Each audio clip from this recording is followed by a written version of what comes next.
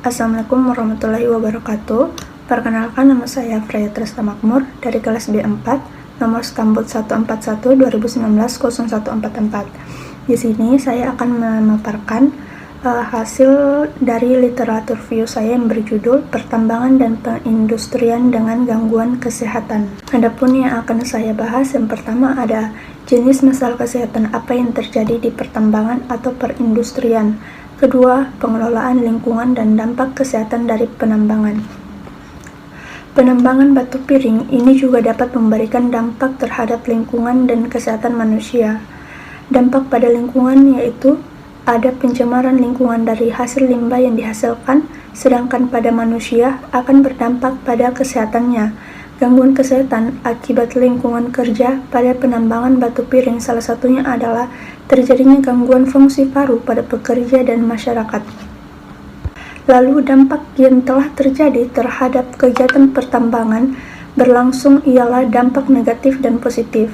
Dampak negatifnya yaitu terjadi perubahan bentang lahan, pencemaran lingkungan, dan rusaknya infrastruktur jalan. Dan yang kedua, dampak positif yang terjadi adalah membuka lapangan kerja baru, mengurangi jumlah pengangguran, dan menambahkan penghasilan warga sekitar.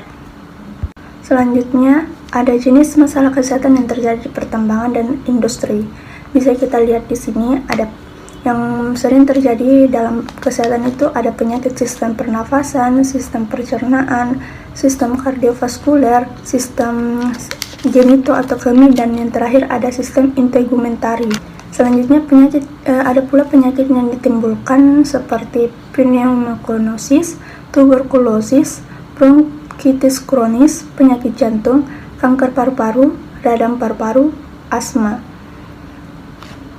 Adapun pengelolaan lingkungan dan dampak kesehatan dari penambangan di Ghana, kita bisa juga menekan lingkungan dan kesehatan risiko yang ditimbulkan oleh penambangan di Ghana, atau kita bisa meminimalisir dengan cara pertama, kolaborasi antar pemerintah agensi, di mana kebutuhan untuk sebuah pendekatan integrasi yang melibatkan semua pemangku kepentingan terkait dengan menandatangani berbagai tatanan yang dihadapi sektor pertambangan.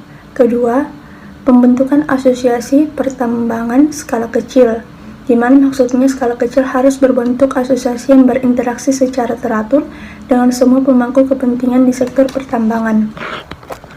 Ketiga, ada penyediaan sumber air alternatif.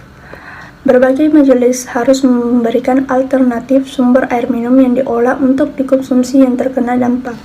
Dan yang terakhir, ada pendidikan tentang lingkungan dan bahaya kesehatan.